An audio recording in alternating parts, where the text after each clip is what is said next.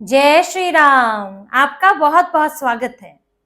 पंजाब चुनाव सिर पर है और अरविंद केजरीवाल की मुसीबत बढ़ रही है। मुसीबत है फंडिंग की, मुसीबत है पैसों की। 4 जगह इन्होंने हाथ पैर फैला कर रखे हैं, गुजरात में, गोवा में, पंजाब में तो है ही है। और अरविंद केजरीवाल अब बेचैन ये है कि उनके बिजनेसमैन, एक उनके मंत्री, वो ईडी के चंगुल में फंसे हुए हैं। और कुछ बिजनेसमैन जिनको राज्यसभा भेजा था वो बीजेपी के पाले में पहुंच गए हैं। ये सब फंडिंग का बड़ा सोर्स होते हैं।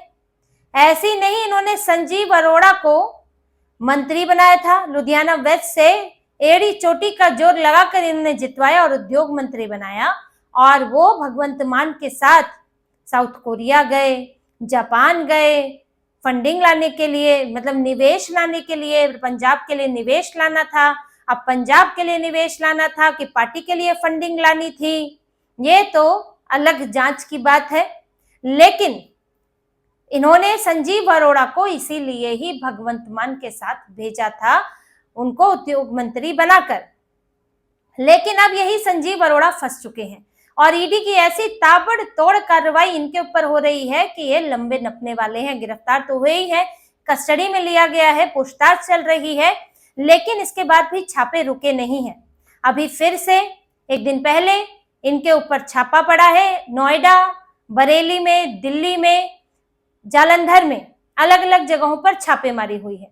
ये छापेमारी हुई है हैम्पटन स्काई रियलिटी लिमिटेड को लेकर। हैम्पटन स्काई रियलिटी लिमिटेड, इस कंपनी से जुड़े हुए जो लोग हैं, संस्थाएं हैं, उनके आवासों पर या व्यावसायिक संस्थानों पर, कार्यालयों पर छापेमारी चल रही है ईडी की।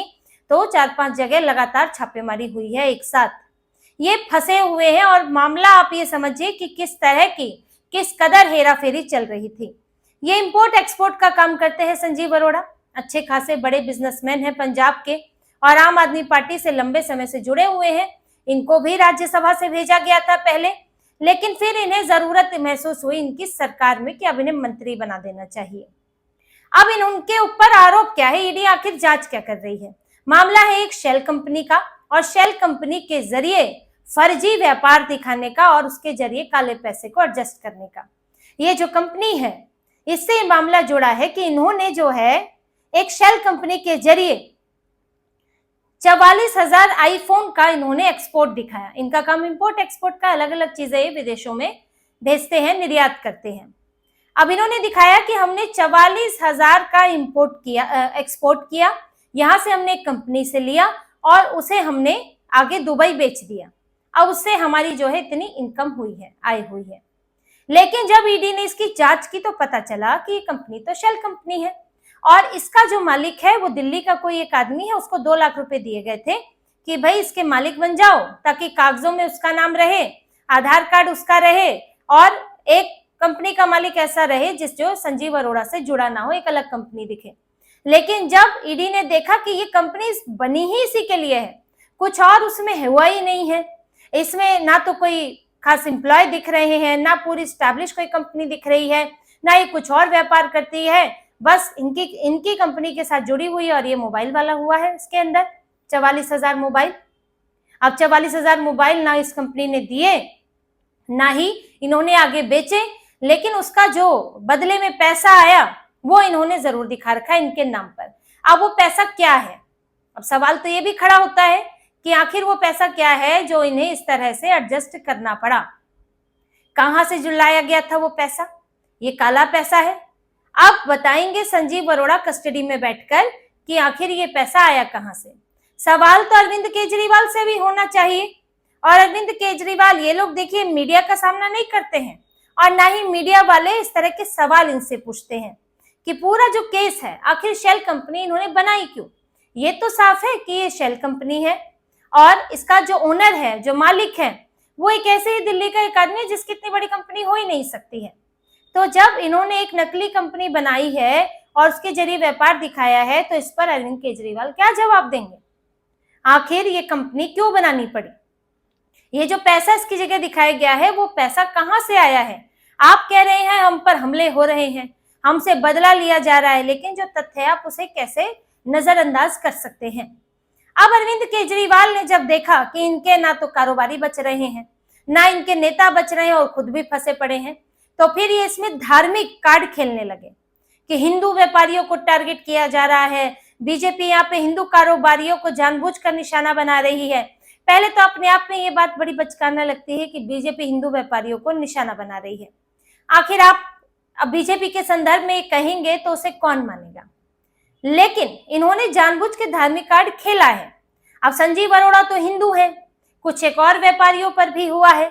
ऐसा नहीं है कि किसी वहां पर तो अब हिंदू और सिख ही ज्यादा पाए जाते हैं कि किसी सिख व्यापारी पर कार्रवाई नहीं हुई, लेकिन इन्होंने हिंदू कार्ड खेला है, क्योंकि वहां पर अधिकतर बीजेपी का जो वहां पर माना जाता है वोट आधार शहरी स्तर पर है, हिंदुओं के बीच ठीक ठाक वोट आधार है और कुछ स्तर पर सिखों के बीच भी है, लेकिन हिंदुओं के बीच ज्यादा है। तो ये उस आधार को छीनना चाहते हैं और इसे धार्मिक रंग देना चाहते हैं। वैसे तो इन लोगों को आप बयान इनके सुनते होंगे कि सांप्रदायिक है बीजेपी, हर चीज में धर्म घुसा देती है, हर चीज में धर्म घुसा देती है। तो जब आप ईडी के छापे में धर्म घुसाते हैं तो क्या वो सांप्रदायिकता नहीं है? ईडी यहाँ पर कौन सा धर्म देखकर छापेमारी कर रही है? यहाँ तो हर किसी पर छापेमारी होती है। यहाँ तो किसी मुस्लिम नेता के घर पर भी होती है, किसी सिख नेता के बिजनेसमैन के घर पर भी होती है। यहाँ अगर जैन हो, बौद्ध हो, हिंदू हो, सबके उदाहरण भरे भरे पड़े हैं, नेताओं से लेकर व्यापारी तक की छापेमारी हुई है, कार्रवाई हुई है। लेकिन इन्हें तो राजनीतिक रंग देना है और केजरीवाल हिंदुओं की बात करते हैं, ये व्यक्ति हिंदुओं की बात करते हैं। ये वही व्यक्ति हैं जो वक्फ बोर्ड की एक सभा में बयान दे रहे थे। इनका एक पुराना बयान है जो ये कहते थे कि वक्फ बोर्ड को अगर कहीं भी जरूरत हो, जमीन उन्हें ना मिल रही हो, कोई भी अड़चन आए तो मुझे बताएं, मैं दिलाऊंगा।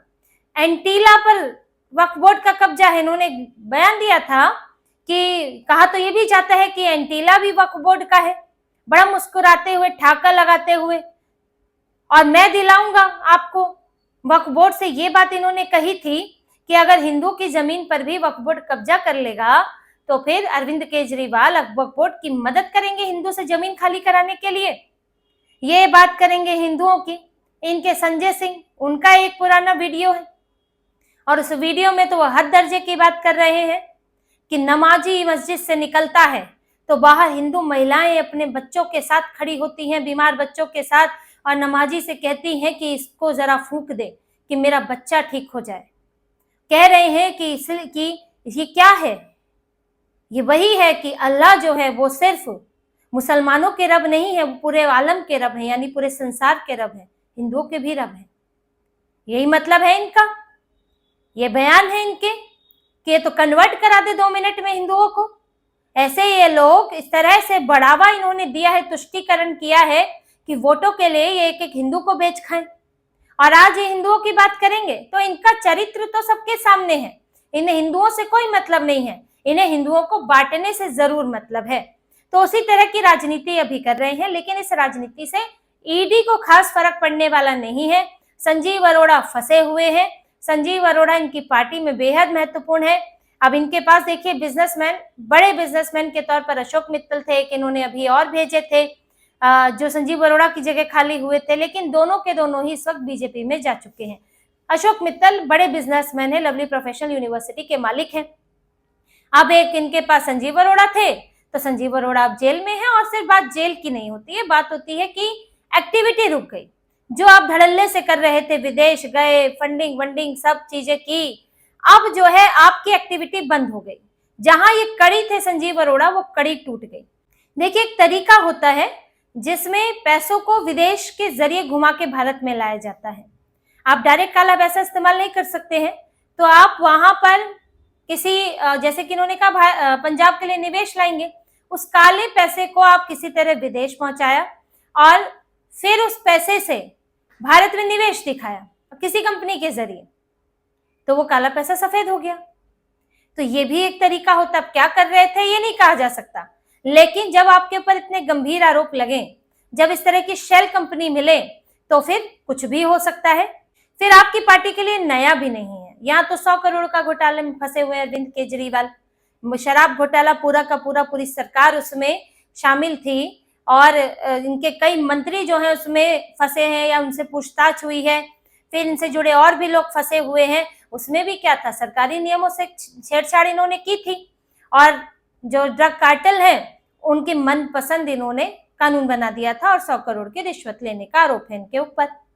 अब आप तो पहले ही इतने भ्रष्टाचारों में, और तरह तरह के भ्रष्टाचार है, शीश महल एक अलग भ्रष्टाचार है इनका, तो फिर अब आपके यहाँ कहीं नेताओं पर पंजाब में सवाल उठते हैं तो कोई लोगों को हैरानी नहीं होती है। लेकिन संकट इनके लिए ये बड़ा है कि अगर पंजाब के लिए आप जैसे तैसे जुटा भी ले तो गुजरात और गोवा में क्या करेंगे। फंडिंग की समस्या आपको है, दिल्ली में आपकी सरकार नहीं है और गुजरात में भी छापेमारी चल रही है, इनके कुछ लोग पकड़े गए हैं, हवाला कारोबार मामला चल रहा था, इनकी पार्टी से जुड़े हुए लोग हैं जिनके इनके नेताओं से भी संपर्क है, वो रंगे हाथ हवाला का पैसा लाते हुए पकड़े गए हैं। तो जब इस तरह की चीजें होती हैं तो फिर आप खुलकर फंड इधर उधर नहीं पहुंचा सकते हैं और इससे आपकी राजनीतिक गतिविधियां रुकती हैं। इसलिए अरविंद केजरीवाल लगातार टारगेट कर रहे हैं, कॉकरोच जनता पार्टी लेकर आए हैं, अभिजीत दीप के इनकी पार्टी के ही सबसे ज्यादा आम आदमी पार्टी की तरफ से ही सपोर्ट मिल रहा है।